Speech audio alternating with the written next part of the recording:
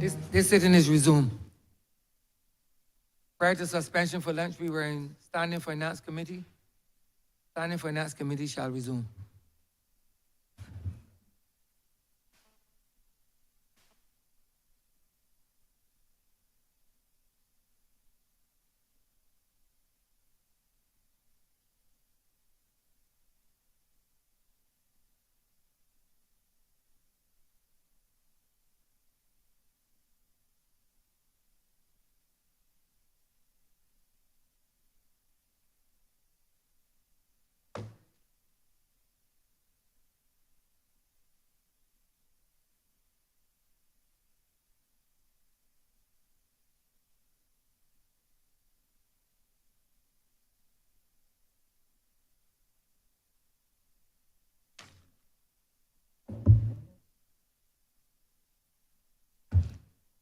This Honorable House is now in committee. Honorable Member for St. Michael South.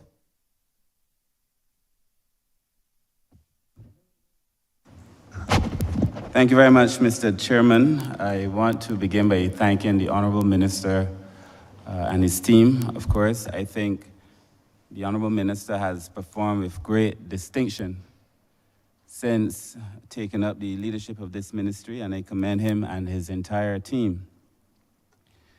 Mr. Speaker, Mr. Chairman, sorry, I have three questions. Mr. Chairman. The first is in relation to, I've heard us have conversation during the course of the day about our tourism product being old, about the sites that would have been around since I was a boy and before, and perhaps I heard you say, Mr. Minister, the need to have greater investment and to encourage people to invest in tourism. But beyond our product being old, it is clear to me that our tourists are old. So the product is old, but the persons who come here are also old. We have an aging, or the records would have shown, unless it's changed very recently, we had an aging demographic as the basis primarily of our tourism product. So while this is a challenge for all of us, really, I have responsibility for aging, so I know aging is a thing. I also feel that there has to be a point where we have to be able to engage millennials, the new kind of traveler, and so on. And beyond these sites, because a lot of these tourists, these younger tourists, do not come to spend their time doing sun, sea, and sand, or Harrison's Cave. And so I would have seen very recently one of your senior officials also in Trinidad. I thought he was very busy trying to promote Barbados. And I also wonder, I would like to know what are the returns from that, and if that is an attempt to get younger tourists. But what really is our international plan for getting younger tourists? It is all right to have the older tourists at Ilaro Court, the return visitor at Ilaro Court, and to celebrate them. But that in itself is going to be a challenge and will make tourism unsustainable. So I'm just wondering, sir, and then we've seen it also with some persons who love Barbados, some of the older, and invest in Barbados, but as they pass to the great beyond, we're having difficulty even with younger people who love Barbados the same and continue that same legacy. So I'm just wondering, considering the fact that our tourists seem to be older and aging, what are the plans in relation not only to the product, the old tourist product, but the older tourists? That's my first question. Thank you, Minister, and on behalf of the team, I'd like to thank you for your kind words, reflective of what we've been trying to accomplish within the ministry.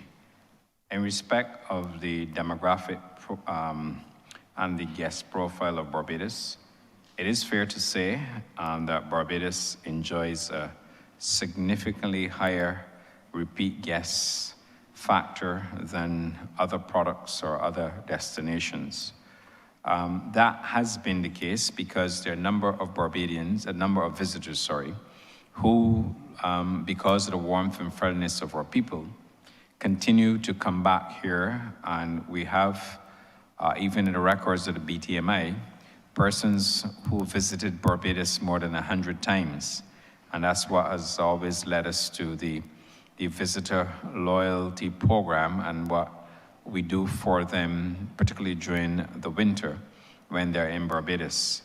It is also true to say that because visitors have been coming here for many years, they would have aged over the period. Barbados is a destination that naturally attracts people to it because, like I said, the warmth and friendliness of the people. What we are focusing now, and let me also make this point, that a lot of the persons who visit Barbados are the people who stay on the South Coast or on the West Coast. But they're persons who have that natural affinity for Barbados, and therefore they see Barbados as their second home or a home away from home.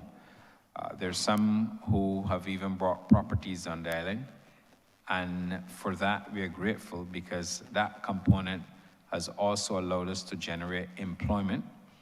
You have a whole entire house manager and associated staff working at either a villa or a property or a home owned by these visitors. The significant benefit that we get from the demographic profile is that they bring their children and their grandchildren to Barbados, and they bring them here to experience Barbados.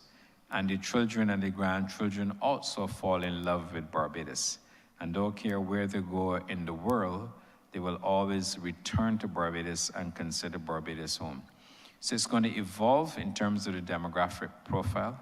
I might also add that during that period, especially in the month of February, where you have a significant repeat guest factor on the island, Barbados also records, in my opinion, the highest income during that month because there are people who are very wealthy and there are people who come to Barbados in the month of February and they bring their families. The same also applies to Christmas and New Year's Eve. As we transition, it is always good to look for new and demographic profile in order for us to sustain. And I think we've been doing a very good job in sustaining our demographic profiles. We have, on the one hand, what might seem to be a very aged guest population, but on the other hand, equally, we have the grandchildren and the children who are coming back, who tell their friends and who allow their friends to come to Barbados. We're constantly looking at the visitor profile, our marketing strategies, and I'll ask Mr. King and the CEO to speak to this later on today. But we have seen and witnessed the visitor profile.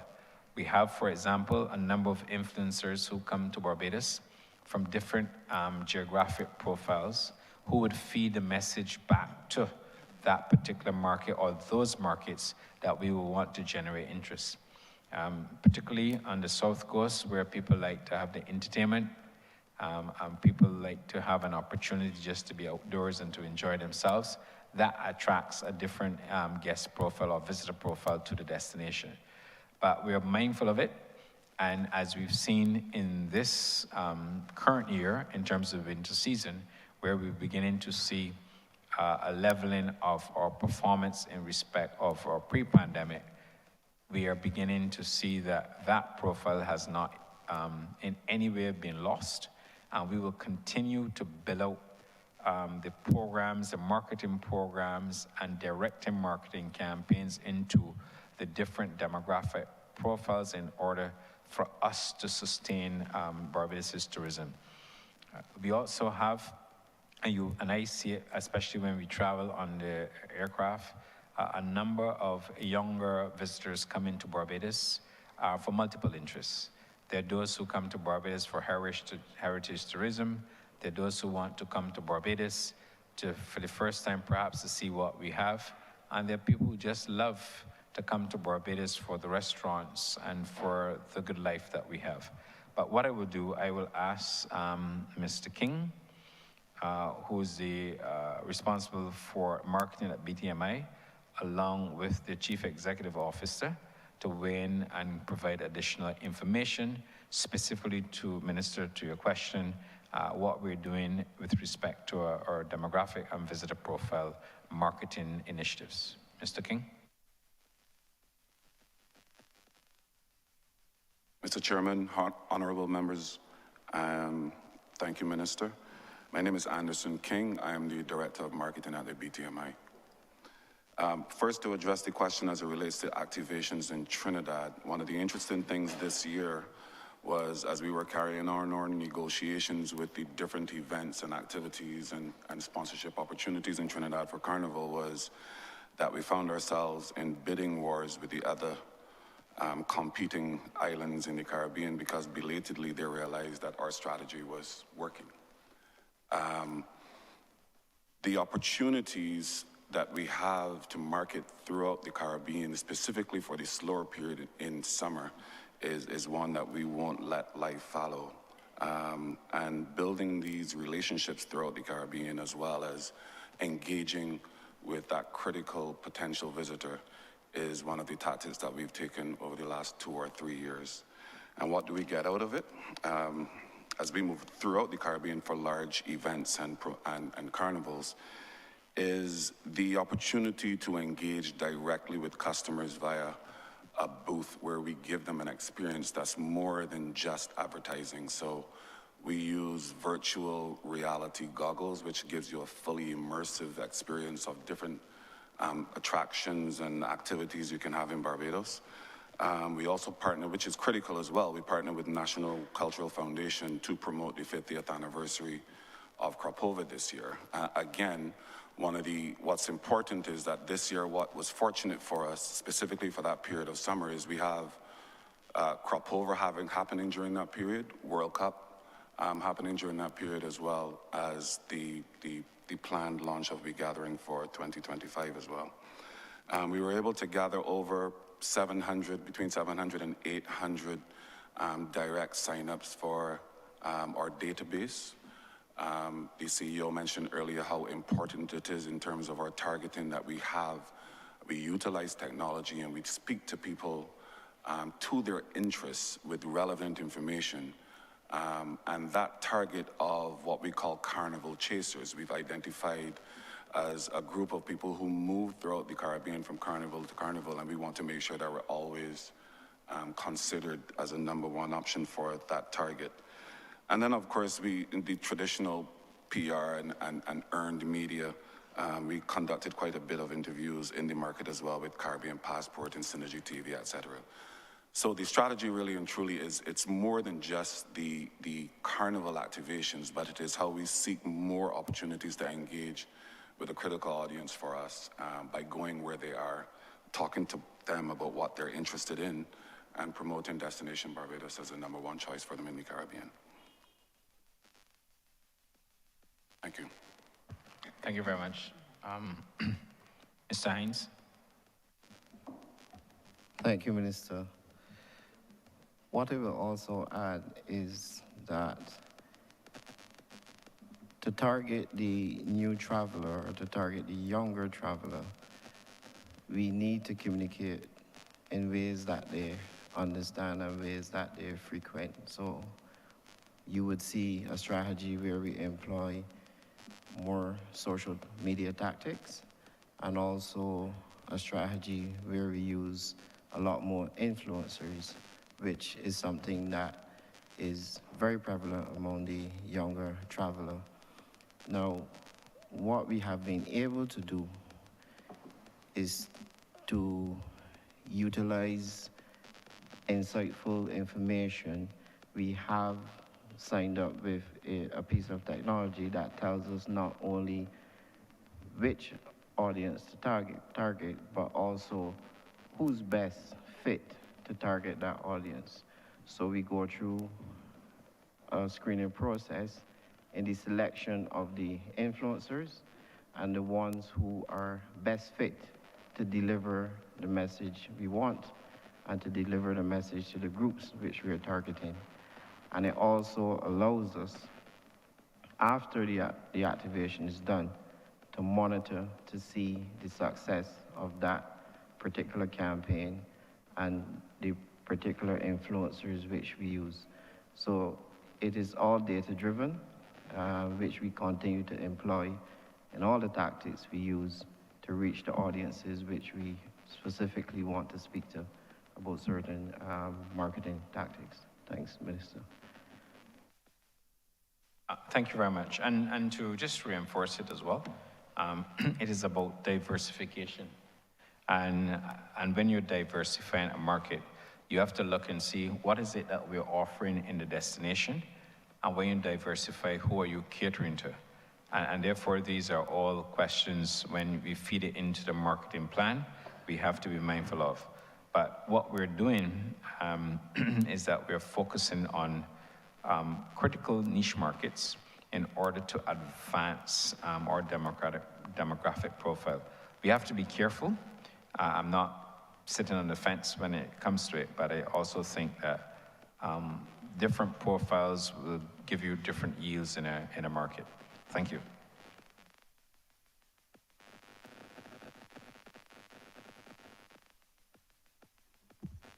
Thank you very much, Honorable Minister and team. I'm actually happy to hear, I wasn't thinking about it in that way, but in relation to building up our summer numbers when it is normally lower. My second question, Honorable Minister, is in relation to the port. Now, a few weeks ago when I spoke in this place, I had mentioned that which was made public, that the government had made a determination and then followed up with that determination with practice, and had indeed reduced fees at the Bridgetown port in the first instance by 10%, and then in the second instance, I think by 7.5%. And the number that I had seen being referred to was $10 million, which would have been the loss of revenue at that time in the conversation. Trusting those numbers because they came from a most reputable state-owned enterprise, commercial. Some members in the private sector then reached out to me and they asked me where those numbers came from. And I had then conveyed it was my understanding that the government of Barbados had made business in the port cheaper in that context by reducing these rates. What was said to me was that, in fact, there has been an increase in the charges at the Bridgetown port. And so my question is really twofold. Firstly, I would like to know if there really has been a decrease or an increase in these rates, what those rates are and what monies are we talking about. And if indeed the prices of items have increased, then some explanation to the people of Barbados as to why they are not seeing those reductions. Thank you, Honourable Member, and you're correct that there has been a reduction of fees, the last fee being the adjustment being 7.5%. The Chief Executive Officer of the Barbados Port Inc. is here with us. He's very much aware of these matters, and therefore I'll ask him to speak, and then I'll reserve my right to speak thereafter. Mr. John Murray. Thank you, Minister. There's a narrative that cost at the port plays a significant role in the cost of goods in Barbados. This is touted for whatever reason, if we're looking at all the other factors. The undisputed fact is that the port did reduce port charges on containers that are arriving to Barbados, as well as exports. In April last year, we transitioned to a full free-out port. Historically, the port operated as a liner port where all port charges came through the agent from the line. In the early 90s, we transitioned to partial local charges being collected locally, and three or so charges remain with the line: the crane charge, the stevedore levy, and some labor charges. When we transitioned to full free-out in April last year, those charges, which are local charges, are to be collected locally. So prior to April last year, some charges were collected directly from importers, and some were collected through the agent from the shipping line. We transitioned to have all those charges collected locally. Those charges worked out at $5.20 $520 Barbados dollars per 20-foot container. We have a correspondence from the Florida Shipowners Group directly on 1st of March last year, showing and confirming that they reduced their charges by that $520. We then added the remaining charges to the local charges and reduced it by 10%. That had the revenue impact that reduced the port's revenue by $6.6 million. That is the undisputed fact. The Prime Minister mandated, and on February 1st this year, the charges were reduced by a further 7.5%, and that amounted on a full year to 4.8. So we're talking about $11.4 million in reduced revenue from the port by reducing the charges on containers.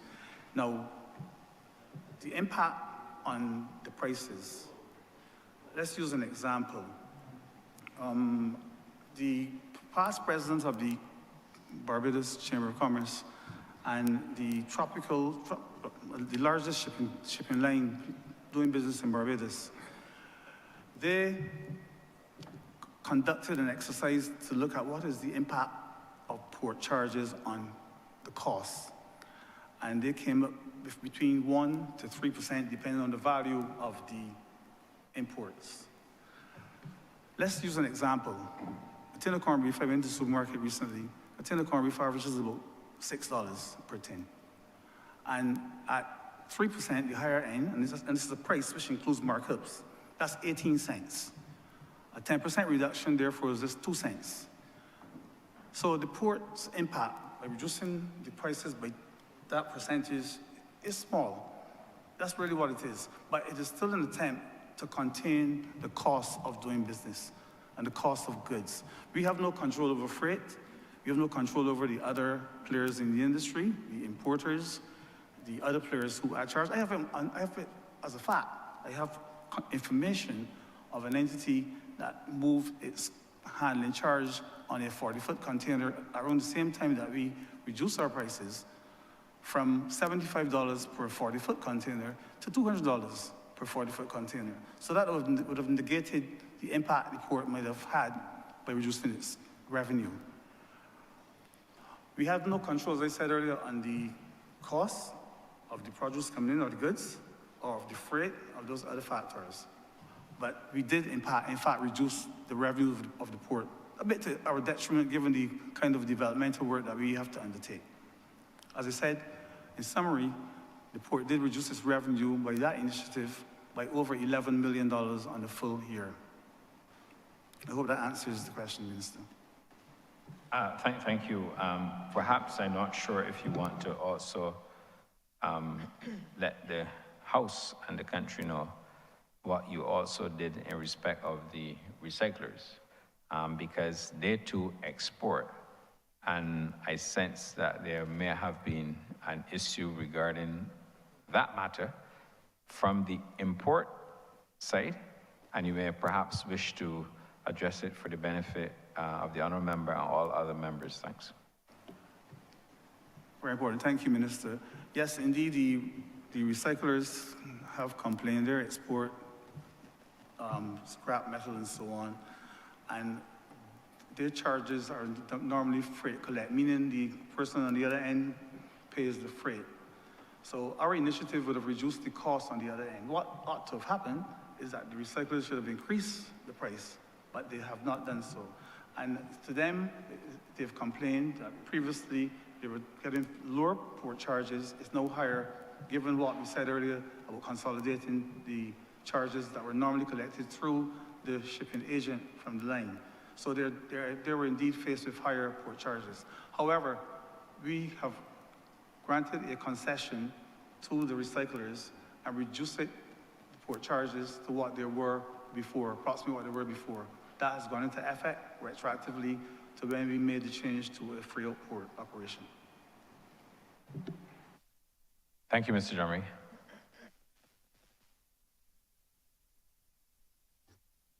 Thank you very much, Honourable Minister and team, for that very concise response to the question. The final question Sir, it would be very difficult for me to allow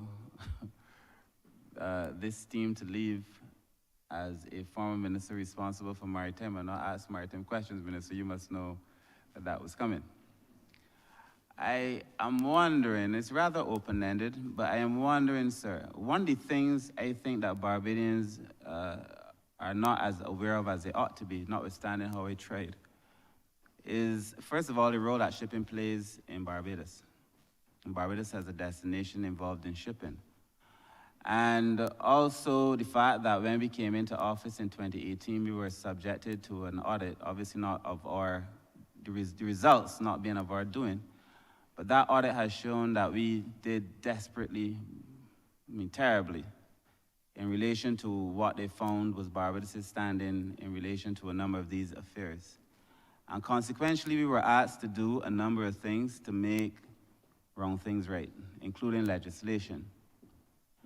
When I left, we're still here, when I left the ministry, I know that there was a lot of work being done on a number of bills. And I would like for you to take this opportunity and your team to tell us some of the work that is being done in that maritime space and the importance that I think this work will have for developing Barbados as a shipping destination or as a destination somehow involved in shipping. And to use this opportunity, I think, first of all, also to tell us in relation to the items that were on the audit, some of them, I don't remember all of them, but definitely one was shipping. I think one was attendance at meetings. Where we are in relation to where we would stand if and when Barbados is audited again. Thank you. Thank you very much, Minister. You, and for the record, you would have done, when you were Minister responsible for the economy, a lot of work in respect of the maritime affairs. And therefore, a lot of what we have brought to Parliament since you left that ministry is as a result of your initial leadership there. So we have to thank you for that as well. What I can tell you is that we brought a number of pieces of legislation to the Parliament. We would have brought the FAL Act, Facilitation Maritime Traffic Act. We would have also, just recently, we brought the Seaport Industry Bill to Parliament, where we discussed it. And we also have the additional pieces of the merchant suite of legislation and regulations to bring to this Parliament to really modernize Barbados's maritime affairs. You're correct that there was the 2018 maritime audit, and as a result of that audit, as you're well aware, but for the benefit of other members of the House, there were a number of corrections that had to be undertaken, and therefore we've taken the opportunity. We also have to thank the Attorney General and his team at the AG's office for working around the clock to assist us with getting this legislation through. In particular, the FAL Act, which as a result of the IMO conventions, we had to certify to the IMO that would have been in place so that we remain current. The importance of all of this and what we're doing in terms of maritime affairs is if we want to attract more flags to Barbados and other shipping business, and if we're going to build out the Bridgetown port as a hub and certainly a transshipment port, we have to almost get our house in order. And that is what we are seeking to do in respect of maritime affairs. We have Ms. Najla King, who's here with us, and also Ms. Jacqueline Blackman, who's also the Chief Technical Officer in the ministry. Now, they're experts in this matter, and I'm sure they can speak to it in a way perhaps that I can't. But I thought that I would give you a bit of context and background in respect of where we're going and preparing Barbados to take advantage of the range of shipping legislation that could help us drive additional business. Once we have our house in order in respect of maritime affairs, then we'll be able to attract even more shipping business to Barbados, and more registration of businesses here, especially as it relates to shipping. I'll pause and I'll ask both Ms. Najla King and Jacqueline Blackman to speak to this matter. Najla? Thank you, Minister. Good afternoon, Chair. Good afternoon, honorable members of the House.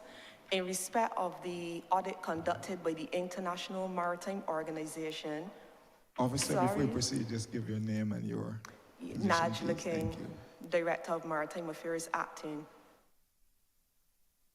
So in respect of the audit conducted by the International Maritime Organization, which is commonly referred to as the IMO in short, is a specialized agency of the UN, and they are the global shipping industry's regulatory body for shipping and maritime related affairs. Our standards in terms of how we regulate safe shipping, secure shipping, and ensuring that shipping activities do not pollute the marine environment derived from IMO instruments. And we have been undergoing an intensive legislative reform program by incorporating these instruments to correct a number of legislative-related deficiencies identified in the said audit. The next upcoming audit is slated between this year and next year. However, to date, we have successfully passed the Facilitation of International Maritime Traffic Act, which would expedite and harmonize the documentary processes in relation to ships arriving to, staying in, and departing from ports in Barbados. Coming up shortly will be the Shipping Domestic Vessels Suite of Laws, which would regulate small vessels operating in our domestic space and the Caribbean trading area. And we have our Marine Transport Emissions Control Suite of Laws, which would ensure that ships do not pollute the atmosphere and that they operate in an energy-efficient manner. The Merchant Shipping Suite of Laws would correct the bulk of the remaining deficiencies identified that pertain to structural safety of ships, safe equipment, ensuring that the ships do not pollute the environment with oil, oily waste, chemicals, hazardous waste, and those kind of matter, and also to provide a framework to regulate the international registry and other registry-related activities. So it is a comprehensive framework that would help us to attain and maintain a standard of safe, secure, and efficient shipping on clean oceans, enhance Barbados' reputation as a flag state and also as a port state in relation to foreign registered ships visiting our island, and would generally help us to improve business at the ship-port interface. Thank you. Ms. Blackman? Thank you, Minister. Good afternoon, members in the House. I'm Jacqueline Blackman, the Chief Technical Officer in the Ministry of Tourism and International Transport. And while we have been working on the legislative process, we have also been meeting with local boat owners, vessel owners, in terms of what we propose to do and to get input from them as we continue to build out our legislative framework and domestic shipping services. While we are waiting on that matter in terms of the domestic legislation domestic vessels being proclaimed, we have started to speak with the boat owners and institute certain safety measures which would protect persons who are using the beaches. This would include the implementation of certain corridors where water sports operators will be able to have a dedicated lane to and from areas of water sports operations. That would protect other persons, the bathers or the users of the water, so that we can avoid as much as possible any incidents. In addition to that, as the Director of Maritime Affairs has spoken about the Facilitation Act, that would have implemented or made formal the Maritime Single Window, which is sort of a one-stop shop for, not one-stop shop, but one stop for vessels visiting the island. And that has been implemented by the Barbados Port Inc. Thank you. Thank you very much. I'm going to ask I think it's important for the country to know as well, because Like me, when I joined the ministry, you ask yourself what is FAL and what is so critical or important about that piece of legislation. And I will ask the officers again to just explain, because it also speaks to the processing of documents and the efficient handling of ship vessels coming into the port of Bridgetown. And I would therefore ask Najla to perhaps explain to the House why we are moving to a lot of the electronic single windows and the benefit of us making such adjustments. Najla? Thank you.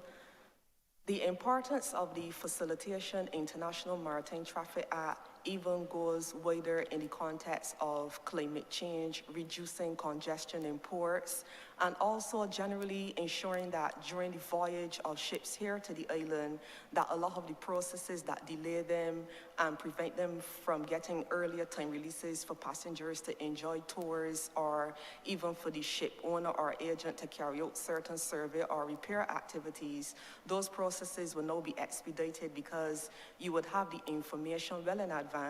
You'll be able to review it, the relevant agencies, via the Maritime Single Window system that has been built by Barbados Port Inc. and is currently being operated. And we would receive everything via the window. As I said beforehand, we'd be able to clear the vessel, either a final clearance prior to arrival, once everything is in order, or a provisional clearance pending any other further information or what have you that may be required, which can be given when they are actually here on island. But what it does essentially is to ensure that we speed up the process of clearance and remove the bureaucracy, remove duplication of the ship having to submit the same information more than once to a particular entity, and just make it a more business-friendly environment, more customer-friendly, and to enhance the service overall and the experience overall for ships visiting the island. Thank you. And further to that, I think it would also be useful to speak about the impact and the efficiency associated with cruise vessels coming into the port of Bridgetown as well, Najla. And also, perhaps, you may wish to enlighten the Parliament and the public with respect to the proposed marine insurance bill.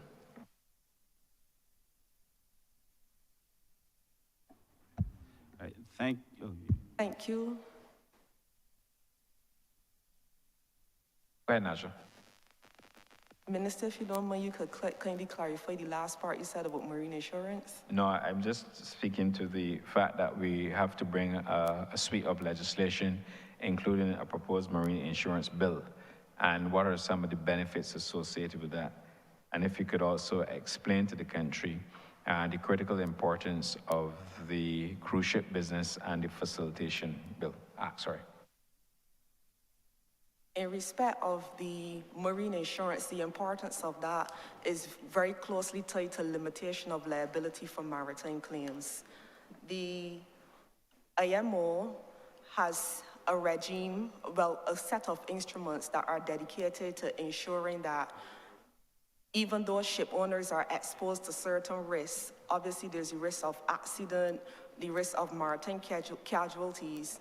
The fact of those risks can actually deter some persons from wanting to enter the shipping industry. So what the IMO has done is set a limitation, or basically a cap, on the liability for ship owners or other vessel interests, while at the same time ensuring adequate compensation to victims for a maritime accident. And what has to happen is that your marine insurance coverage must equate to the limit of liability. The insurance is also important to protect other persons on board, like your seafarers, for example, and to ensure the safety of the crew, and that they're comforted that when deciding to sign up to work on board these ships, that there are certain protections for them in place, as this is part of their decent work and living conditions on board, as the ship is both where they live and work. Thank you. Thank you. The Permanent Secretary would like to weigh in as well. P.S. Blackman. Thank you, Minister. I wanted to add to what Najla and her supervisor spoke about, because this morning, earlier, we had a question about what initiatives we are undertaking to increase spend on the island. And the work that is being done with respect to the shipping and that framework actually allows the port to be able to clear ships faster, particularly the cruise ships. And behind it increases efficiency, because now there's an opportunity for people, those passengers, to disembark earlier and therefore have a longer period of time on the island. And through that, we anticipate then, with these types of initiatives taking place in the ministry, and then working in tandem with BTMI, we are increasingly improving the opportunity for us then to be able to have the various initiatives working with other ministries and so on, to be able to increase spend on the island because of this improvement in the efficiency in how we handle ships and so on as they arrive in the Bridgetown port.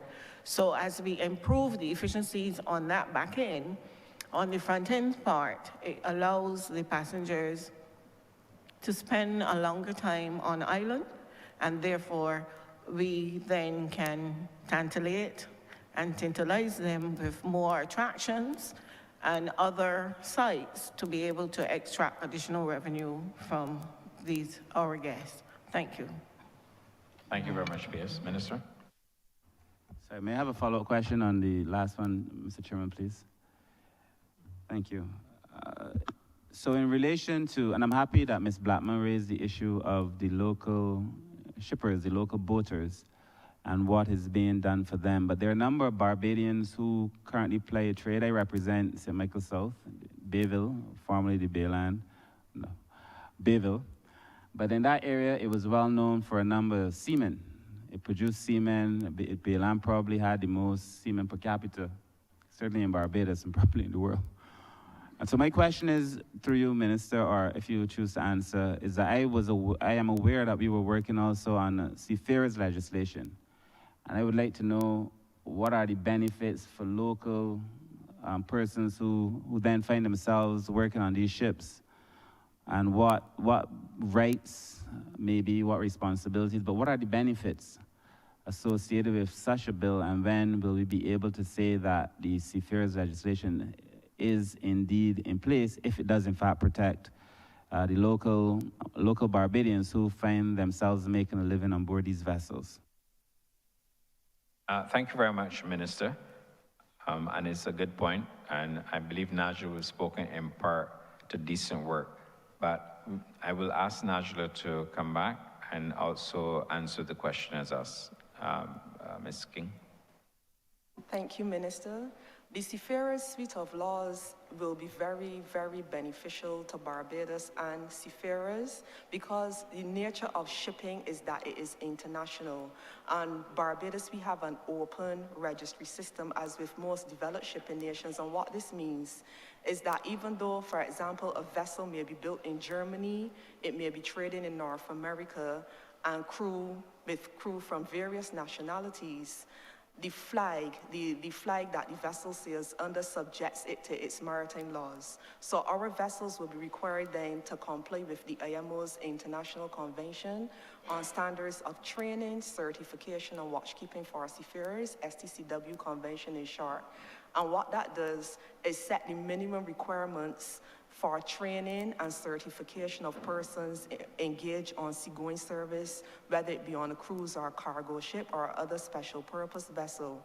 And the importance of that is that it harmonizes the knowledge, the skills, and the competency set required to man vessels efficiently, because the IMO does not want that Barbadian seafarers, for example, learn a particular syllabus, then for Bahamas it is different, because that is a safety disaster.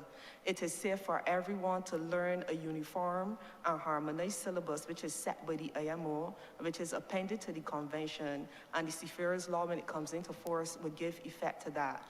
On the other side, the ILO, the International Labour organization, which also works jointly with the IMO, has the Maritime Labor Convention. So whereas STCW is focused on competency, the Maritime Labor Convention is focused on the human element, the well-being of the seafarer, ensuring that they have fair contractual terms from the time of recruitment throughout their entire service, to retirement, also their health, mental and physical well-being, and generally how they are treated on board.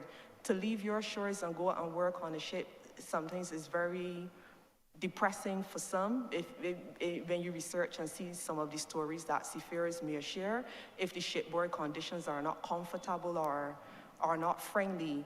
And there's great efforts going on in the international community to improve and continuously ensure that seafarers have a home away from home, despite the ship is their workplace. So the benefits of the Seafarers Law is that it treats to the seafarer in totality, and our Barbadian seafarers, even if they're serving on foreign flag vessels and vice versa, non-national seafarers serving on Barbados registered vessels will be protected within this holistic and comprehensive framework.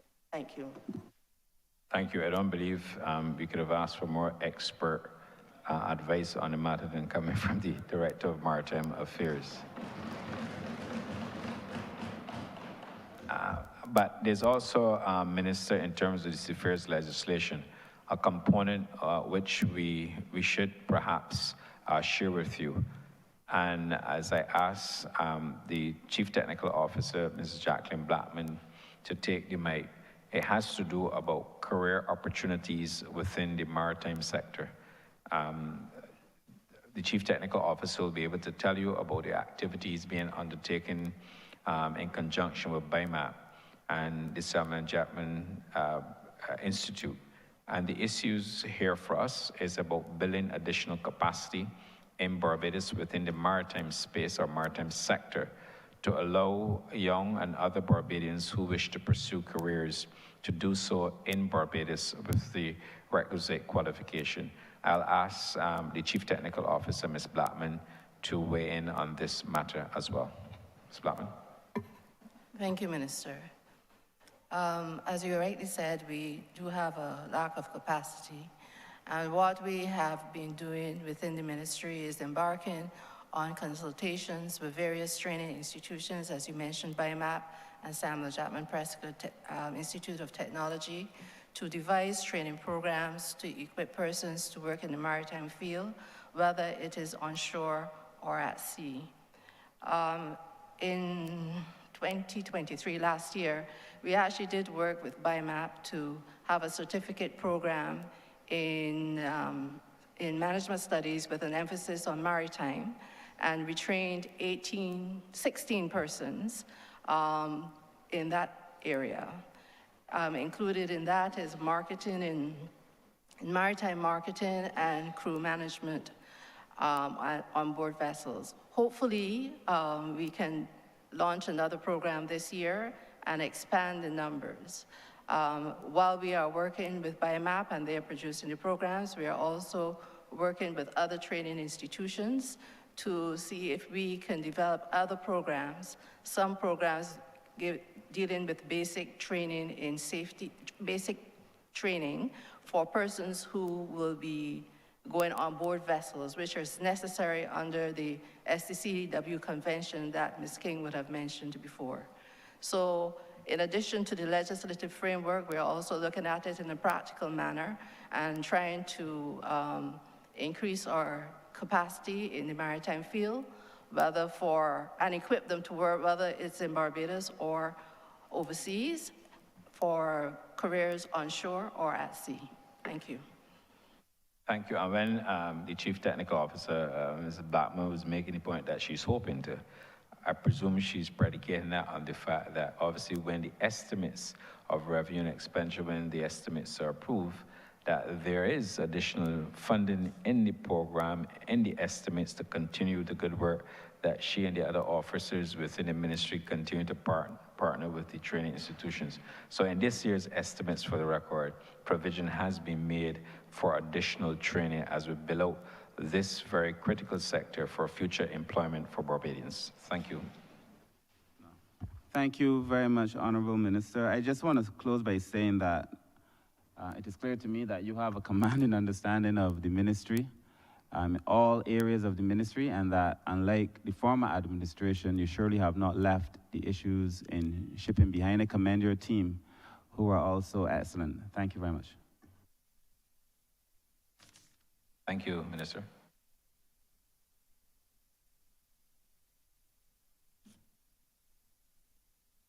Thank you, Honorable Member.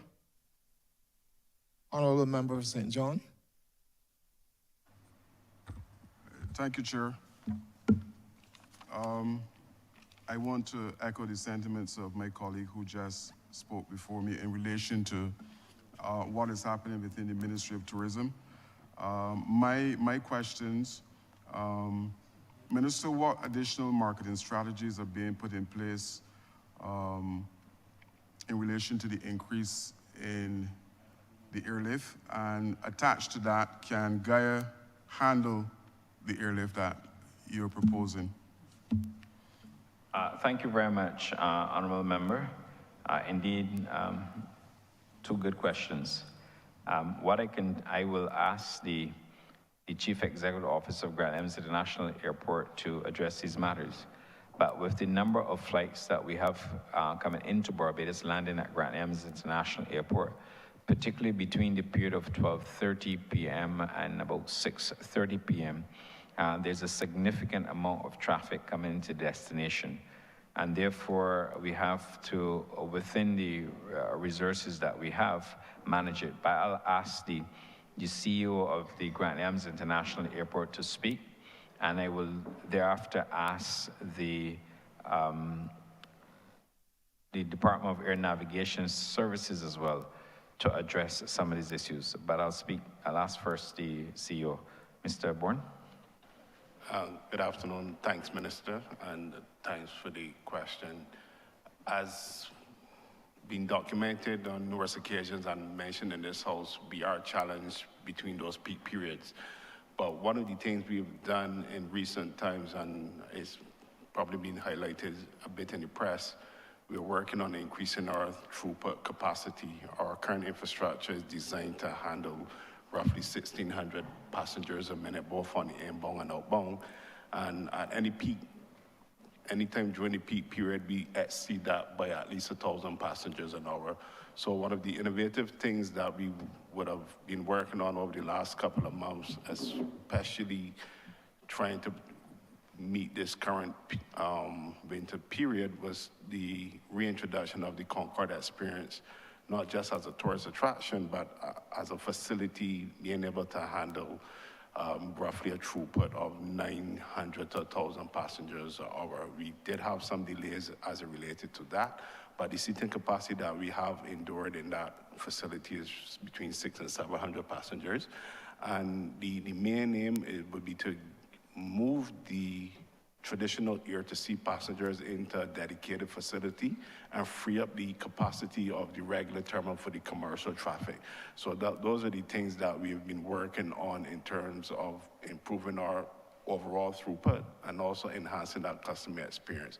We anticipate that that would assist us, and one of the other aspects that we're also looking at, I was just even looking at the graph for this afternoon. At any given time, we could have as many as 19 wide bodies on the ground within that 4 or 5 hour period. And any delays in any operational activity could cause the aircraft to actually have to hold for a parking position. And one of the things the minister has been challenging us is now in terms of looking to redevelop and expand our ramp area for additional aircraft. We're one of the few airports in the region that can facilitate Code F aircraft. And when I say Code F, the larger aircraft, the Airbus 380. But even with that additional capacity that we would have had in our airport runway rehabilitation and expansion in 2021, 2022, we've already outgrown that expansion, and more of the commercial airlines, as the minister had alluded to, are even going to their bigger aircraft. They're bringing their bigger aircraft, increased capacity. Similarly, this is something that the port is also experiencing with the new mega ships. So we are constantly working and gearing our capacity to meet the demands. But as I say, with the analysis, we need the early analysis and the early data and intervention that we can plan ahead, but something that is not always forthcoming, but that is our immediacy at this point in time. I think it will serve us well for short to medium term, but we still also have to look to expand further, and I think that's part of where the government's whole privatization of the airport and capital expansion is geared towards being able to meet those future needs. Hope I've answered your question. Thank you very much, Mr. Bourne. I will also ask Mr. Glenn Blanchett, who's the Chief Air Traffic Officer, to have to give some remarks on this matter as well, because on any given day, they can have about 120 flights coming in during the winter period and maybe 60, maybe max 80 in the summer. And therefore, his perspective, along with the perspective of the Director of the Air Navigation Services, Mr. Gierner, would be appropriate. So I'll ask the Chief Air Traffic Controller to speak, followed by the Director of the Air Navigation Services. Mr. Blanchett. Thank you, Mr. Minister, Mr. Chairman, members of Parliament. My name is Glenn Blanchett. I'm the Chief Air Traffic Control Officer. As the Minister said, during the course of the winter season, our traffic levels exceeds 120 movements per day. We spoke about having the aircraft on the ground, but we need to more or less assist these aircraft through the Barbados airspace to get them on the ground. So on any given day, we have congestion, and how we handle this traffic is basically the procedures that we utilize. The way we do things must change because we realize that going forward now, there's a growth in air traffic. So how we do things must change. We must look at reorganizing the Barbados airspace, and we must look at the other procedures. So as the Air Navigation Services Department, that is the first step. We have to now look at capacity, and we have to look at capability. And these are things that we are looking at now going forward because we are aware now that the air traffic is going to grow continuously. Thank you. I'll ask the Director of the NS to speak to the issues and some wider issues as well. Mr. Gierner. Thank you, Minister. Mr. Chairman, honorable members of the House.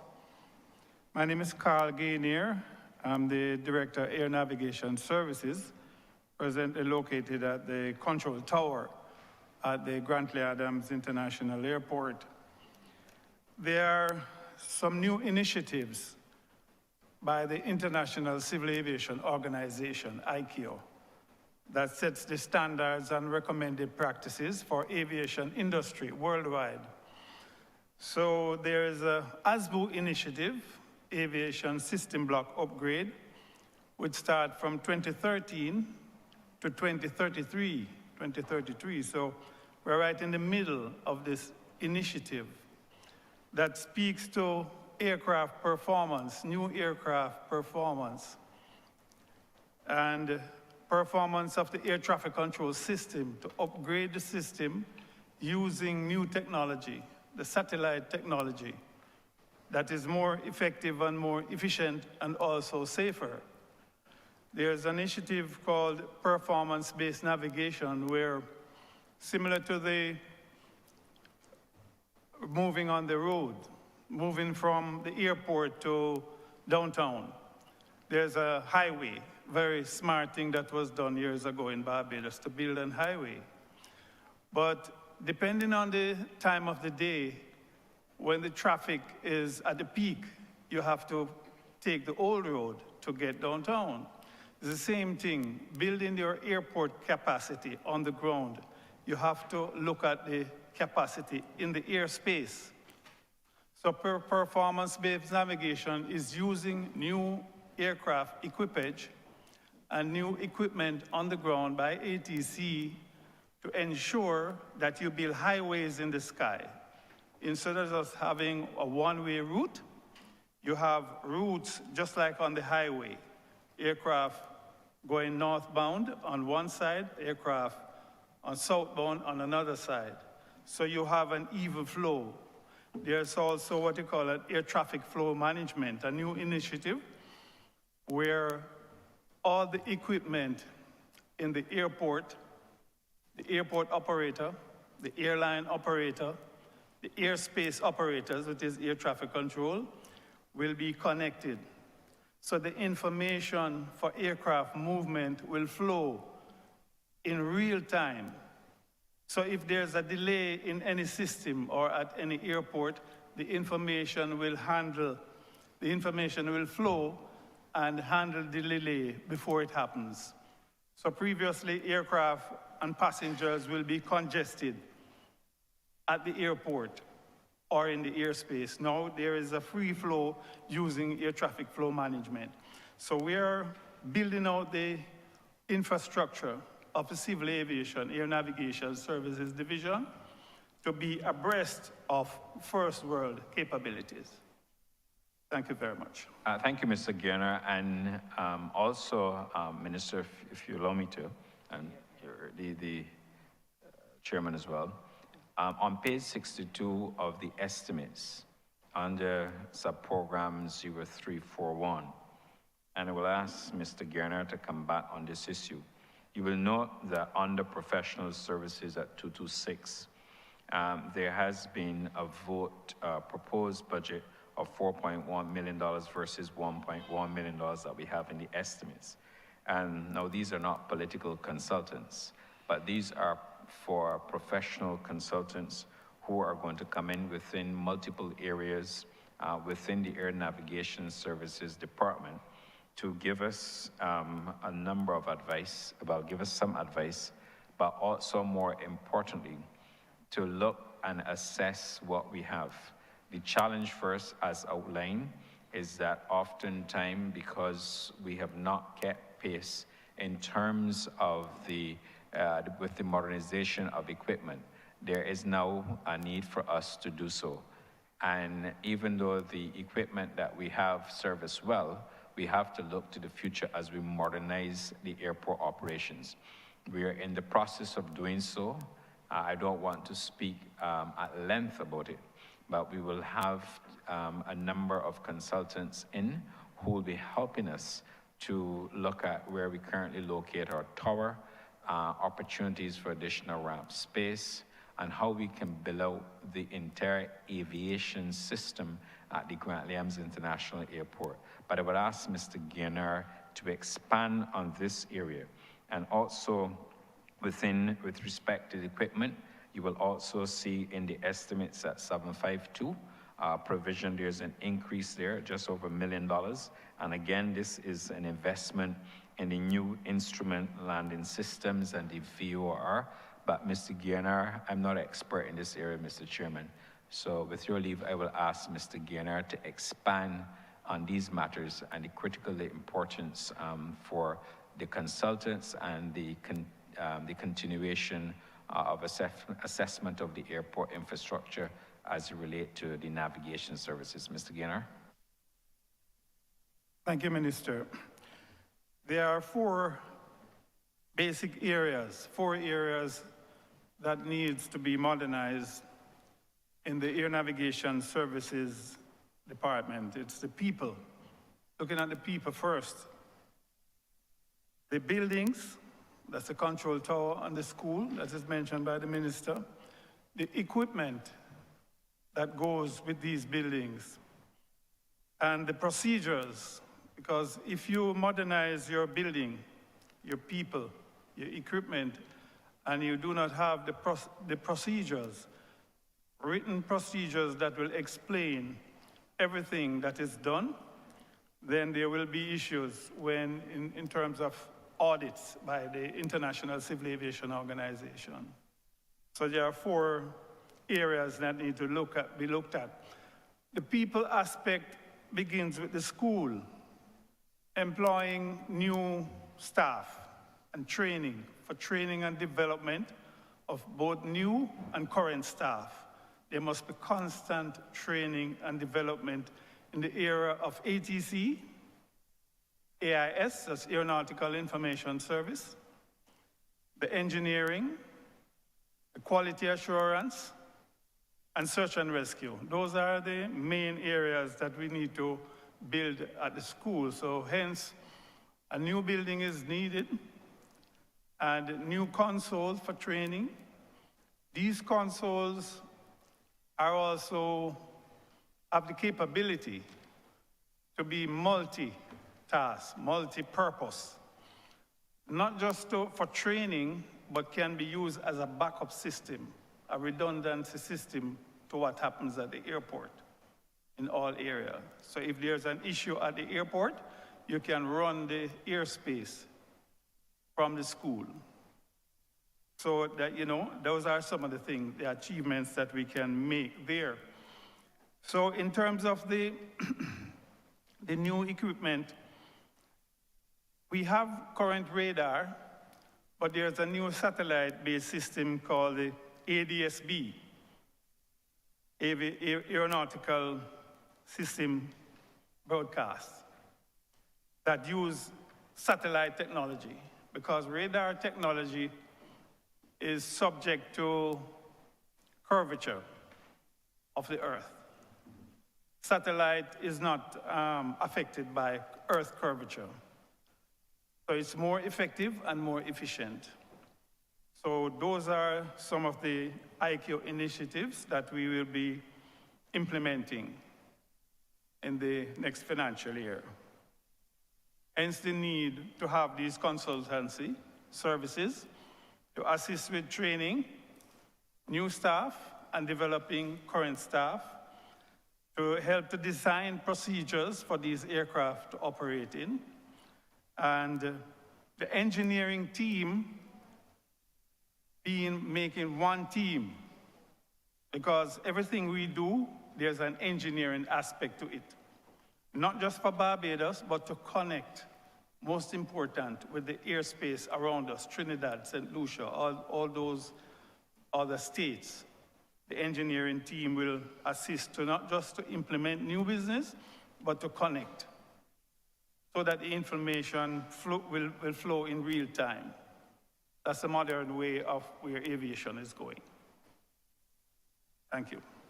Thank you very much. As you can tell, honorable members, we are obviously putting the human resources together as we set out to upgrade the facilities at the airport. Potentially, the upgrade will have to speak to the existing control tower. Obviously, matters of location of a tower, whether we should have a new tower, and the like would obviously have to be brought into this discussion. But once we have assembled the skills and we get the assessment, then we'll be obviously updating the chamber in respect of where we want to go. In terms of our future goals, we want to obviously go the route of becoming an air services provider. That is where the world is going. That would allow us to do a number of things, including going back to the days when Barbados was used as a training center for the region. Currently, we don't have that capacity, but we want to rebuild that capacity. And we also want to have, in going that route, a more strategic focus where we can lay claim to our airspace in terms of the upper airspace, I might add, the upper airspace, which could obviously bring us substantial revenue to the air navigation services provider. We are finalizing a document which we intend to take to the cabinet to look at the whole issue of the air services provider and how we will work that out. The other issue, and it is one that we have to focus on, is the building out of human resources within the aviation sector. Currently in Barbados, we are advertising for additional air traffic controllers because we need them. But oftentimes, a lot of Barbadians, have not been fully trained up to meet the requirements, and therefore there's that deficit in terms of a career. And we want to get more Barbadians becoming more aware of careers in aviation and how those careers in aviation can guide them. For example, we're looking for an inspectorate to work at the Civil Aviation Authority and we had to obviously get expatriate labor in order to help us. So the plan that we have to transition the aviation will also include training and retraining, and obviously encouraging more Barbadians to seek out aviation as a career. It's not only about being a pilot, it's about obviously being more technical. It could be air traffic controller and all the bells and whistles associated with an air navigation services department. So that's our vision. That is where we intend to take the air navigation services department to. At the same time, what we've been able to do, and certainly I can speak for my tenure as minister, that we have agreed and tap into a number of training opportunities for the professionals who work within the Air Navigation Services Department and related departments to allow them to continuously train. And we are fortunate in the sense that we have gotten a lot of assistance from a number of international institutions, including ICAO, to help us with this training. So I thought I would, Minister, add those few points to the expert advice that we would receive from the Chief Air Traffic Control Officer and the Director of the DANS. Thank you. Oh, sorry, in relation, I missed one, in relation to the marketing activities, perhaps we can ask Mr. King to come back quickly to the mic and to also give you a brief overview of the marketing activities associated with the BTMI.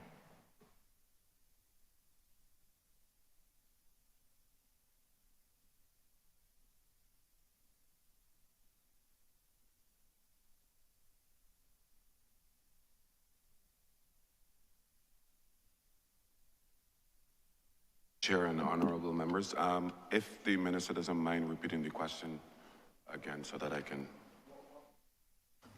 What additional marketing strategies are being put in place to handle the increased airlift?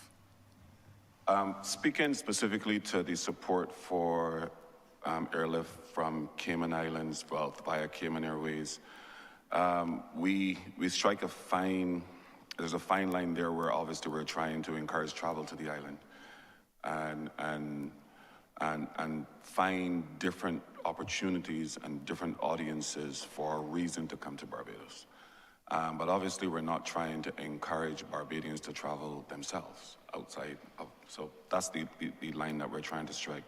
As it relates to Cayman Airways, we found opportunities where we can encourage both the expatriate community there and then some of the opportunity for Jamaicans and Cubans and Haitians to travel through Cayman down to Barbados as well.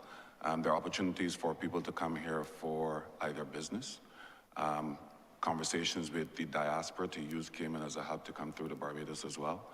And the other opportunity is for cruise travel, to use Barbados as a destination point for some of the European cruises. So most of the marketing activity we target or focus on for Cayman Airways is the multiple different points or the multiple opportunities we have to speak to an audience in Cayman Islands, as well as a route from the west coast of the U.S. as well. When we think of Suriname, that offers another opportunity with a link through South America as well. And as you would appreciate, our tourism product is quite different to what Suriname has to offer. So most of our activity to the Surinamese audience and a South American audience is for that primary offering of sun, sea, and sand. But there's still other opportunities for businesses. And we have done quite a bit of messaging in Guyana as well via Suriname Airways. So I think every opportunity for additional airlift gives us another opportunity to introduce ourselves to another audience.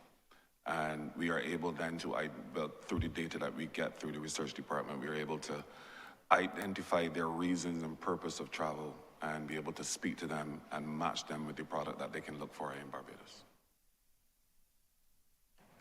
Thank you very much. And Minister, just one follow-up, because the other issue is that The government, as part of the expansion program at the airport, would have obviously created a parking apron for private jets. And particularly in the winter, when you go to the Grand Yams International Airport, you will see that even though we've just done it, there's still no room for private jets. And even though we have a lot of FBOs at the airport, they too are becoming very constrained. So it makes the argument that at a later date, we're gonna have to explore new opportunities to really expand the tarmac, or find ways where we can have ramp, not the tarmac, ramp space to facilitate the additional both commercial and private jets into the island. And of course, as we well know, we also have some cargo jets.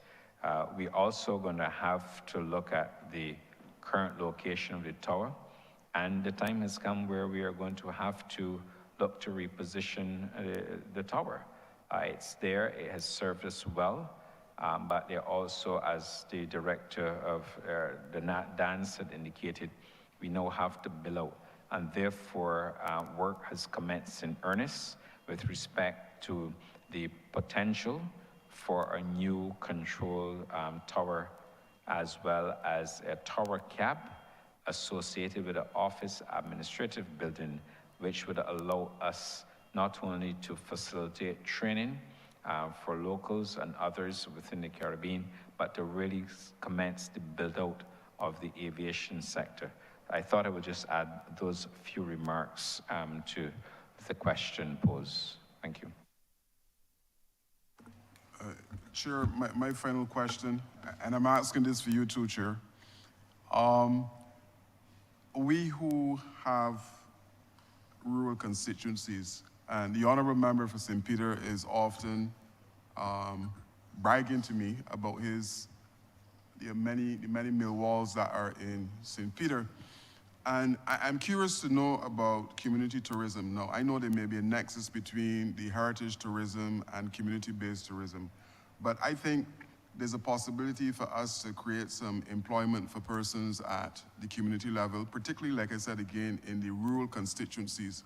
So I just want to know, Minister, what is available in terms of assistance, advice as it relates to developing community-based tourism. For example, I know in St. Lucia, there's a community that provides tours to, let me say, watch turtles or view turtles on the beach. And this is coming strictly from out of the community. So I'm just wondering what the honorable member for St. Peter can probably do to have some of those mill walls come alive and create employment for persons on there, similar to St. John and the other rural communities.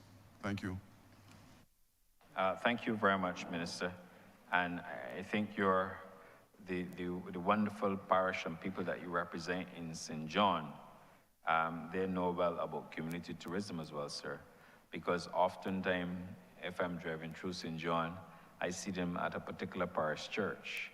And that fantastic view of the Atlantic Ocean and the associated niceties associated with that parish. What I will do, and I do support it, I will ask Ms. Marsha Aline to also give you some feedback in respect of community tourism and their avenues within the ministry that we can help to build out community tourism in Barbados. Indeed, our colleague from St. Andrew, the honorable member St. Andrew knows this well, but I will ask Ms. Marsha Aline to address the specific issue that you've raised. Ms. Aline. Thank you, Minister. Honorable Minister, the whole notion of community tourism has really captured our attention for a number of years. And we have been working with a number of agencies to build out community tourism in a way that is sustainable. And I specifically use that point, sustainable, because one of the things that we don't want to do is to go into a community and show them what to do, and then there's no one to carry on the particular exercise or whatever it is. So we have been working through agencies. We actually did some training with the communities very recently, and we are in the process of doing some additional training with the communities. And so we're working through the PICs, which is the Parish Independence Committees, because we feel that they are in the communities themselves and they have the pulse of what's going on within the various communities. And they can also tell us what projects and what opportunities exist within the communities. So we've been working through them, and we have in our budget put aside some funds to specifically work with those communities. In addition to the PICs, there are some communities that we have been doing some significant work with. In addition to the community that the minister mentioned in St. Andrew, we're also working with the communities in the Crab Hill, in St. Peter, to build out experiential tourism, very similar to what's happening in Oistins right now, where we're taking some of the capacity that's at Oistins into Crab Hill, and that has been working successfully. And we intend to actually take that same model throughout the communities on the west coast and the east coast of the island, of course, into St. John as well. But I think that the strategies of working through the PICs is one that has actually given us some, I think, returns on our investment, and we will continue to support the communities through that as well. Sure, just a follow-up question, because I'm aware of the work, obviously, with the PICs, but I have a product in St. John that I think is dormant, Codrington College. 2 years ago, there was a concert there, Jesus Christ Superstar. The setting and the background is absolutely fantastic. So are you saying that you can make a proposal and to see if something like a jazz concert at Codrington College, because again, like I mentioned before, this now will be that nexus between heritage and community base. These are things that are possible. Through you, Minister, if I may respond. We actually do have a proposal right now from Codrington College on a community-based tourism initiative that we are in the process of examining to see how we can actually support that program. But you referenced Jesus Christ Superstar, and I actually was at that conference a couple of years ago, and I do agree with you. It really did, the backdrop of the entire area, I think, did actually add to the experience, and it's along those lines that the project is actually has the attention of our ministry, of our department, and so we will revert back to the team as soon as we've completed the examinations of it. And just one other point, Minister, respect of community tourism, and there is obviously significant benefits and gains, even in Barbados with the Airbnb verbal type arrangements, accommodation arrangements. Those are oftentimes located, the accommodation that is, are oftentimes located within communities, and they contribute in no small measure to the persons who own accommodation rentals within a community. Of course, we're moving to ensure through the proposed tourist accommodation bill, when we bring it here to this chamber, that we even regulate it, because we have to be mindful of our image, and we also have to be mindful of any potential risks and to mitigate those risks. But I would also say that when you look at Airbnb and Vrbo, they alone within community tourism would have earned about $484 million US. So we probably would not earn that much here in Barbados. But the broader point I'm making is that if you look and see what community tourism contributes to both of those entities, you could well imagine, once we concentrate it and do what we have to do it and do it properly, what that could also earn us in Barbados, along with the other wonderful attractions, sir, that you have in the wonderful parish of St. John. Just thought I'd add those few remarks. Thank you.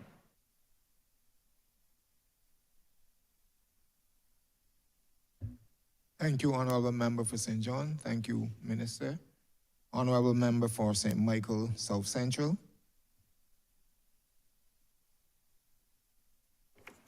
Thank you, Chair. I believe colleagues who spoke before me have acknowledged the very strong work of the ministry in being able to reclaim some of the lost ground, especially with respect to COVID. Really, the very strong rebound in growth that we have seen has been driven by this sector that some would want us to abandon. And I think that, as others have said before, it's important to acknowledge the contribution of the sector. And while we do work on developing new kinds of industries, that we also make sure that we invest in the industries that are the natural competitive advantage for our country. Now, Minister, we spoke earlier with respect to Grantley Adams International Airport. There was a lot that was said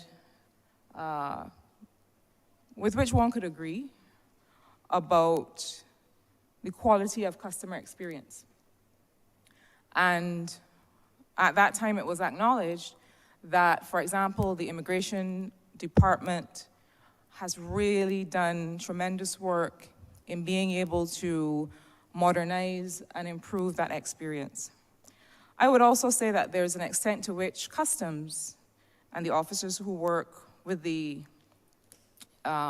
customs have also been able to improve some of what we had been experiencing with respect to arrival, passage through the airport, and so on. However, one of the key service quality issues in any service is consistency, as you know, Minister. And one of my concerns is that when it comes to the experience, specifically with customs, that while we do have an improvement and we have very hardworking, dedicated officers, my concern is the consistency.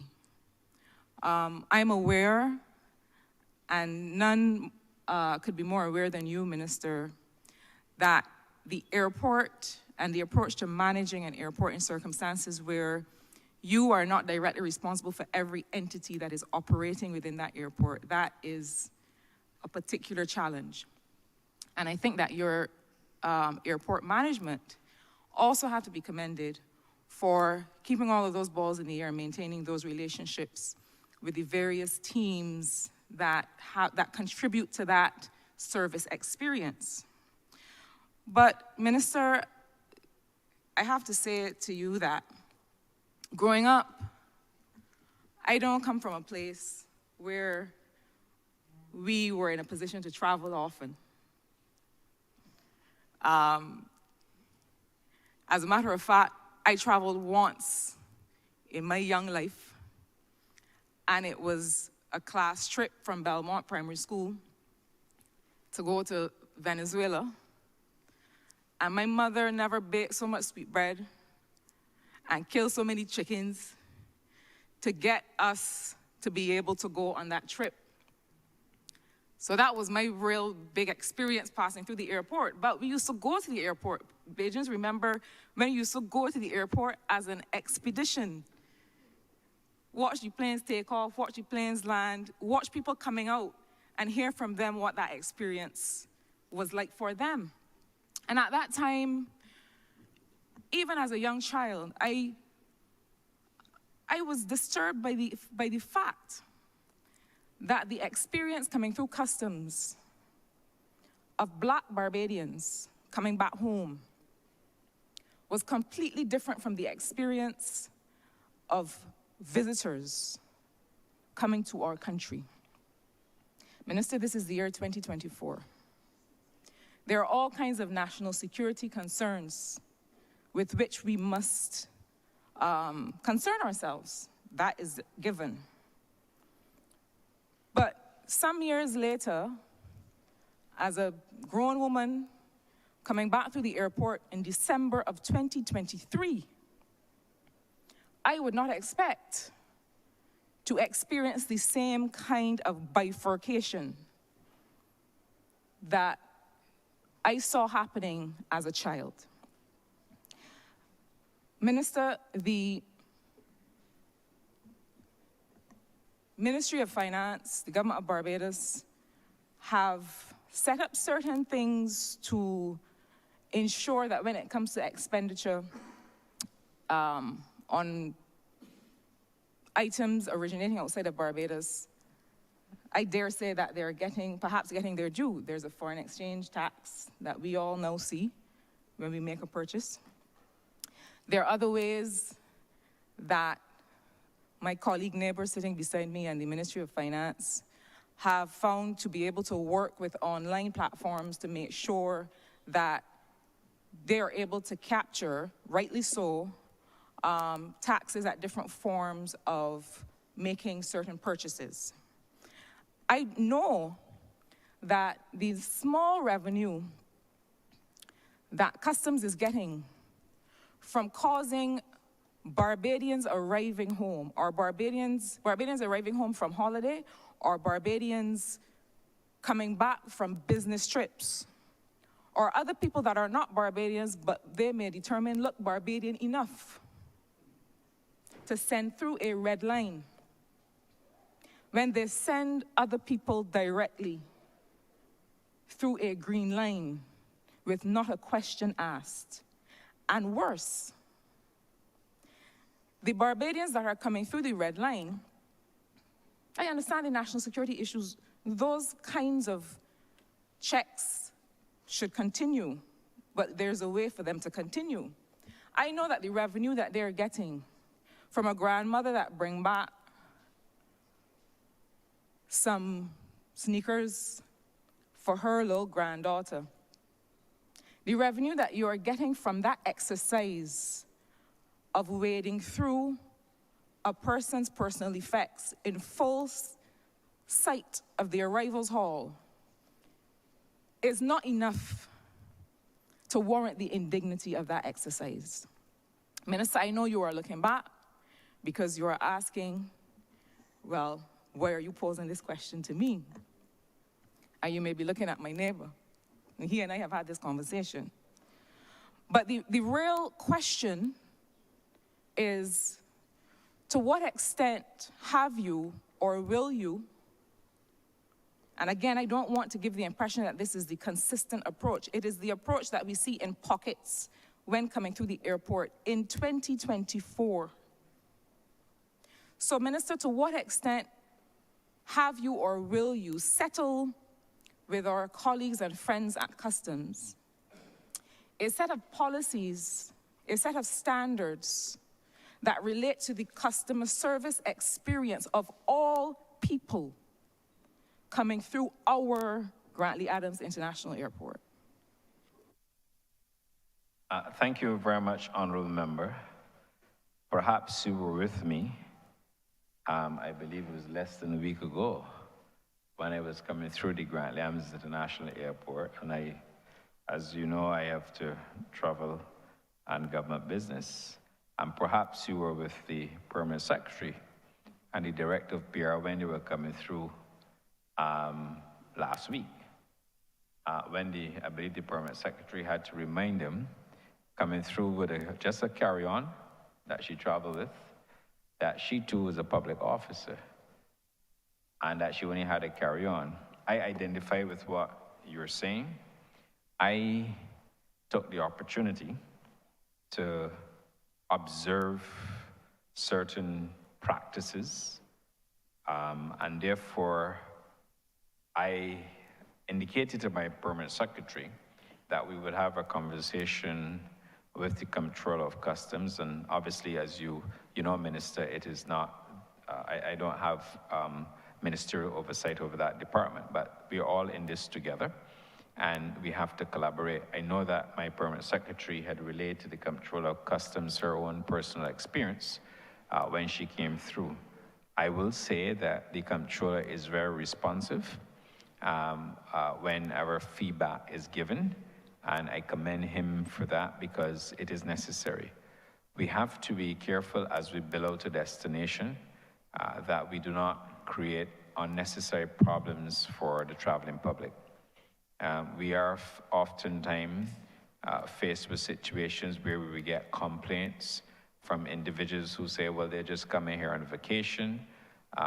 You know, all the security clearances would have been observed either at the port of origin or when your bags come through, obviously with all the security features that we have to do in the back end, because we have to do that to protect the destination. So what I will commit is that, and subject to the approval of the line minister, is that we can perhaps form a task force with the chief, the Comptroller of Customs, to see how best we can look at this issue. They have their job to do and we have to respect them. But at the same time, I understand some of the concerns that you've raised, and you also position your comments within the context of national security. I use the example when we travel and we are going through Miami. You know, you go through, you see thousands of passengers going through, they do their security checks, which is all right. The same thing applies when you go to United Kingdom. But what is sometimes very upsetting to passengers when they land here, including locals who complain, is oftentimes how they perceive the customer service. So we have to focus more on training. We have to focus more, as you indicated, on the consistent delivery of service. And, you know, you can ask people questions. It depends how you frame them, and then in order to get the response. So I agree that it is a total process improvement. As you said, the Immigration Department, their systems work well, and they're to be commended for all the work done by the former Chief Immigration Officer there as well. And we also have, and we're improving the baggage.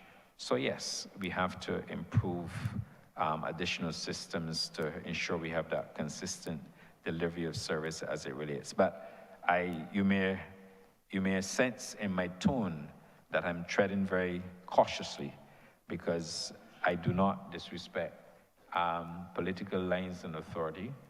But at the same time, if we have challenges, we have to sit down and discuss them with a view, because predominantly we are processing, and with the new business we're getting in, we have to be very mindful of the potential backlash if we do not get all the customer services going in the right direction at the Grant Williams International Airport.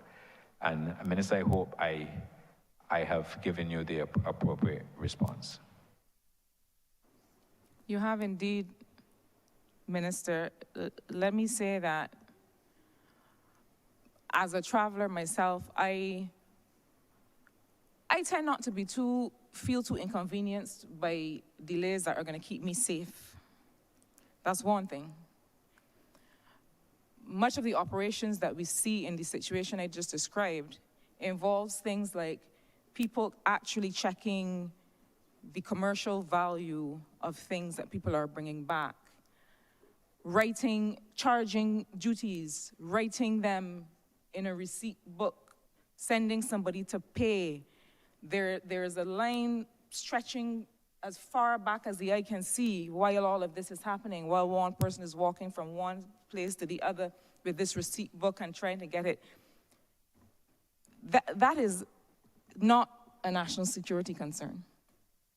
That is an efficiency operation that can be improved on the one hand, but on the other, there are issues that I mentioned earlier that suggest that the targeting for that process is problematic in a country with the history of Barbados.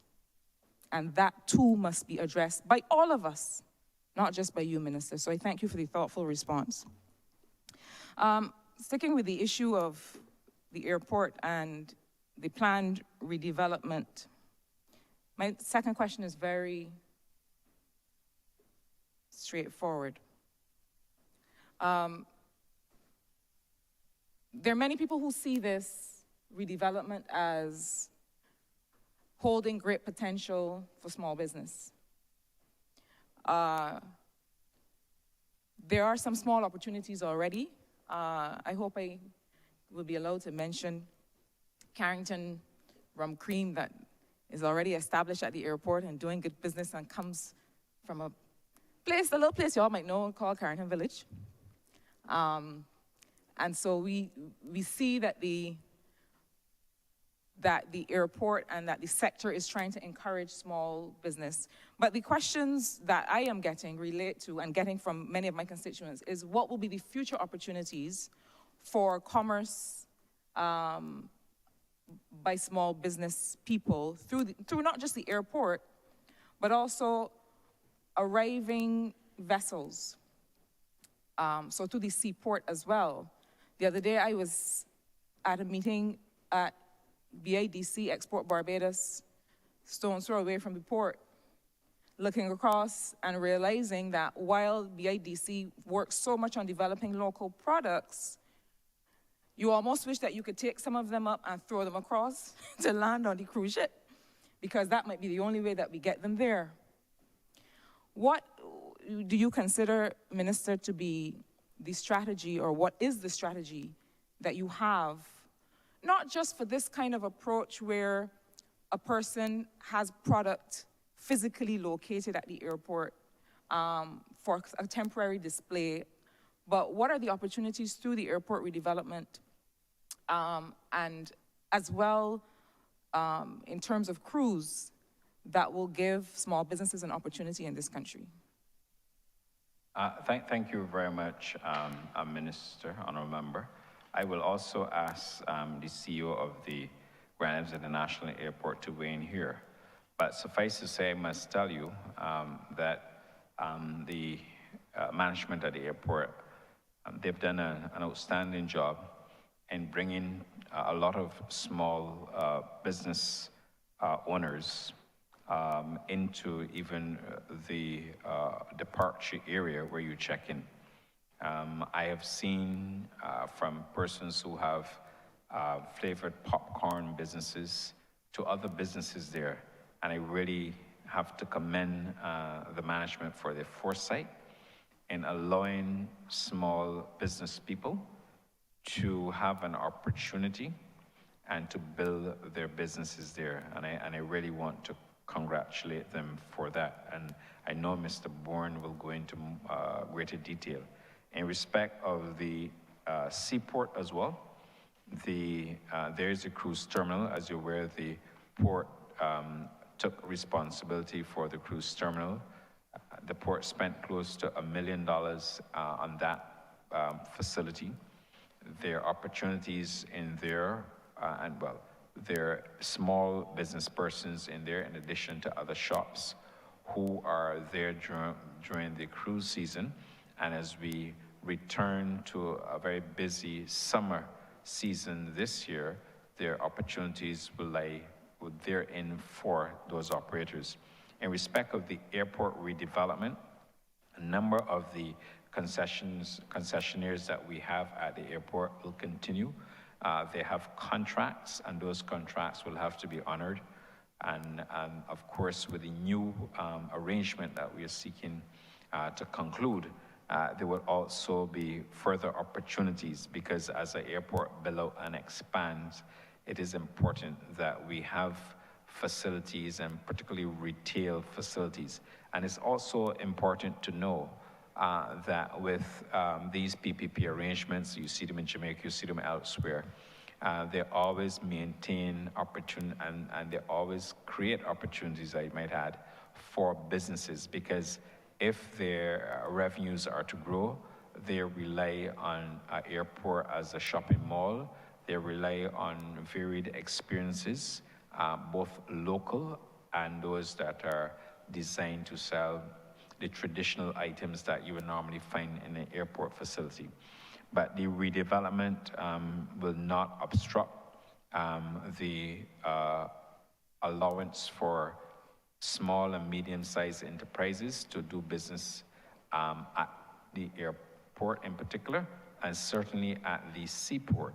We're looking to see how best we can expand such opportunities. I would refer to what we're doing on behalf of the port taxi operators in terms of the strategy data in order to drive additional spend and get more business to them. We are consistently looking to see how best we can drive additional revenues, which would in turn allow us to have greater spend on island. I'll pause and I'll ask the CEO of the Grand Evans International Airport, Mr. Bourne, to respond to your question as well. Mr. Bourne? Thanks, Minister. And just on expanding on what the Minister would have alluded to, the Small Business Initiative was one that was envisioned by former Minister Simmons when he was in charge of that ministry and when he saw that insight into the airport. But management saw it fit to expand on that initiative. The initiative was basically geared towards the air-to-sea season, which was seasonal, and we sought to expand it across the entire diaspora of the airport and have it one for annual exercise. Minister, you have spoken to the Carrington's initiative. That's one that is going quite well, and there are quite a number of others. And from the longevity of the project, and it's something that we've been having from the Barbados negotiation team when we meet with the persons associated with the PPP, is to have these types of initiatives not only expanded, but grow. And one of the main things that we will envision or we would realize within the PPP partnership is not just the advent of jet bridges and those types of things that everyone is speaking to, but there's a plan for a complete build-out and re-commercialization of the Grand Islands International Airport, offering a lot of the experiences that we would see when we travel and what we would want as a people. So I will say in this honorable house that significant commercial enterprise will go on in that new development. Is one of the main capital expansion aspects of it beyond the operational side, is to actually build out a full functioning commercial space. So that activity will continue. Thanks. And thank you very much, Mr. Bourne. And also, added to that, honorable member, I also believe that there are also opportunities for a new hospitality facility to be built out in Barbados. Oftentimes, what we are faced with, especially when you have to check out of a hotel, let's say 11 or 12, and your flight is, let's say, 5 or 10 p.m. It's a wonderful opportunity for entrepreneurs, small and medium-sized, to think about how best they can create a hospitality or create hospitality facilities catering to the traveler.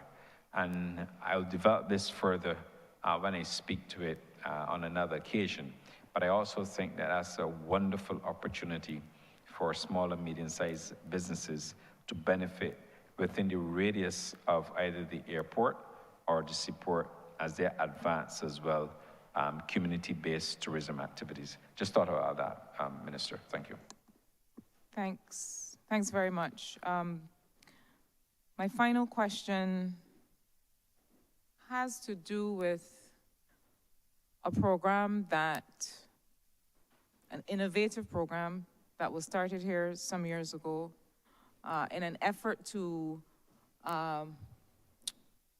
buttress the fall in arrivals that we would naturally expect and did see all over the world in the sector as a result of COVID. That's the Welcome Stamp program. The Welcome Stamp program that others across the world saw and copied because they saw what an innovative measure it was, not really to do the traditional sun-sea sand model for islands like ours, or the traditional visitor model, the traditional tourist model that we know of, but really to build out the visitor economy in a more lasting way by attracting digital and other kinds of nomads, people who, by nature of their profession or their industry, can work anywhere, and inviting them here to live and work and experience the country. But the point of that, when it was developed, was not just to have higher numbers on the island for a longer time, it was also to attract talent in particular sectors, to create a certain level of contagion. And I hesitate to use that with respect to something that came up during COVID, but a certain level of contagion in terms of entrepreneurial spirit and activity. In other words, we wanted young in particular, but really of any age, but young in age or in approach entrepreneurs who are in interesting sectors that could build out from Barbados, that would then move on to create hubs in Barbados, as some of them have done, and be able to generate real job-led growth in the country. I wonder, Minister, whether you and your ministry, your team, have been able to, along perhaps with Invest Barbados and others, have been able to do any kind of tracking or data analysis of, apart from the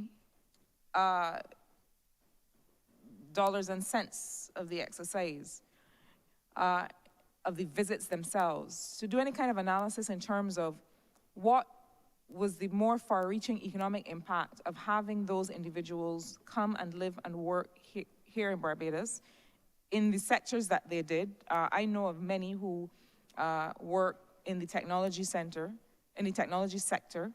and who in fact, as a result of being here, have set up to work from Barbados. Have you done the analysis to understand what has been that impact, whether there are other, whether that needs to be supported in any way by other organs of government, whether we need to be working with Invest Barbados to help particular sectors build out based on the Welcome Stamp program? Can you tell us anything about what has been the real far-reaching economic impact of that program?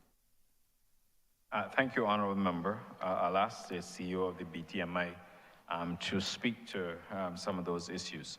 I know that we have a dedicated officer within the ministry, within the Barbados Tourism Marketing, Inc., who works very closely in conjunction with Invest Barbados. What I can tell you that since the program was launched, and it was launched long before I became minister, I believe it was in 2020, we've had a total of 8,359 applicants, including spouses and dependents. And these applicants varied from, when you look at the type of applicants, would have ranged from 65% being the individual to 35% being in the family units. And we also looked at spouses as well as dependents. And we've also been able to capture a lot of data. For example, the applicants by age, the months in which they came to Barbados. We also have, for example, the nationalities of those who came here on the welcome stamp. For example, the United States led the way with 1,245 in terms of applications. United Kingdom as well, 1,331. Just to give you a feel for the applicants by nationality. In terms of the top applicants, as I indicated, out of the United States, and of course, what we were able to do is to create a lot of data from the applications that we would have received. Of course, the applications went through a process to convert them once they were successful, and obviously that information we also have. In respect of the number of the duration of stay, we've also captured that information. What you're specifically asking, I thought I would just give you a little bit about the background. I'm sure you well know this as well. For us, we have seen, I know that the Chief Executive Officer of the BTMI Acting is currently working with one such person who came here on the welcome stamp, who is very well known in the technology world, who've worked for one of the top, if not the top, call this company, technology companies in the world. And as a result of that relationship, that person has been able to give us a lot of advice and guidance, and I know that it's still a work in progress with respect to that particular. What we have to do is that we have to find a way now of connecting and driving more of that through Invest Barbados. I don't want to speak for Invest Barbados, but simply to say that the skills that came to Barbados and continue to come to Barbados because the program has been extended is an opportunity for us, as you've indicated, for us to look to see how best we can utilize some of these skills that come with the Welcome Start to help us improve Barbados. And oftentimes there are persons who are also willing to donate some of their time, some of their services to help build out what we have here because they really like the country and they enjoy the country. Another area for us, which is very, very important, is the word-of-mouth advertising, often engineered by persons who come to Barbados on the Welcome Stand. I've had an opportunity to meet some of these persons when they attend cocktail functions or other related functions or when they call the office. And they would tell you immediately how much they love Barbados, but more importantly, how many persons they have encouraged to come to Barbados. And that's what I meant by word-of-mouth advertising. It helps the destination, and it's something I believe that we can grow. I'll pause, and I'll ask the Chief Executive Officer of the BTMI to give further clarity to the question that you've asked. Thank you. Thank you, Minister. Continuing from the comments of the Minister, what we have found is once the Welcome Stamp program was birthed during the pandemic, it still remains relevant to some sectors and to some source markets. To that end, in 2023, we still saw over 400 persons being approved and actually arriving on island as a part of the program. So I just wanted to make sure that we are aware that the program still remains relevant despite the changing times. To that end, what we have done was to refine our tactical approach in attracting people to sign up for the Welcome Stamp and to be aware of what the benefits are to them coming to Barbados to live and work from here. We have assigned a dedicated officer. We now have a Welcome Stamp manager who sits in the BTMI. And working with the marketing team, we have been able to identify those specific sectors. I know the honorable member spoke about technology, but there are other sectors such as accounting, financial services, and also some within the arts that have made their way to Barbados to work remotely. And we have been ensuring that where there are conferences and where there are a meeting of the minds, that we are there to have a presence to make sure that the Welcome Stamp is promoted directly to those persons, let them know of the opportunities that exist here. On island, we've also made sure that we stayed connected with the on-island community because the Welcome Stampers who are here have formed their own community and they interact with each other, sharing experiences and new places and new developments on island amongst themselves.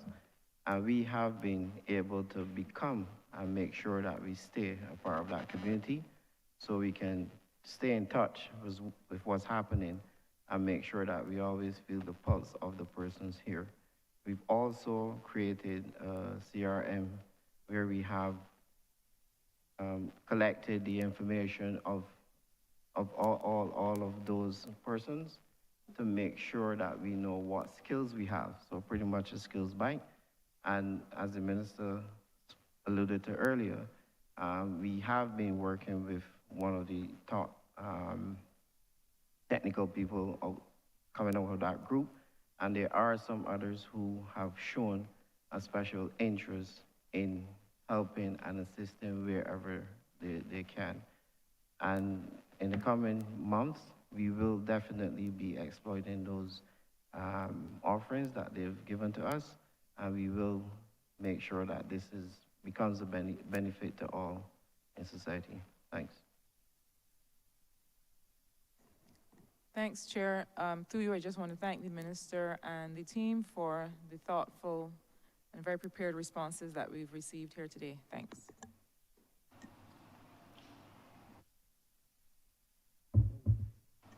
Honorable Leader of Government Business. Thank you, Mr. Chairman. I beg to move that you do now report progress to His Honor the Speaker and beg leave to sit again. The question is that I do now report progress to His Honor the Speaker and beg for leave to sit again. All honorable members in favor, say aye. Honorable members against, say no. Methinks the ayes have it.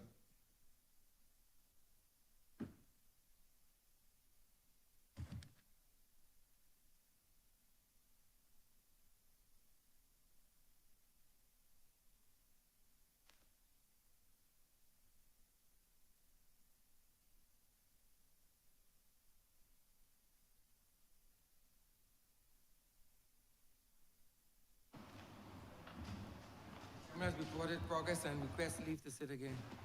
Honorable Leader of Government Business. Thank you, Mr. Speaker. I beg to move that the House be suspended until March 4th at 10 a.m. The question is that this Honorable Chairman be suspended until Monday, the 4th day of March, 2024 at 10 a.m. in the forenoon. All those honorable members in favor, please say aye. Those against, please say no. We think you guys have it. This Honorable Chairman stands suspended until Monday, the 4th day of March, 2024 at 10 a.m. in the forenoon.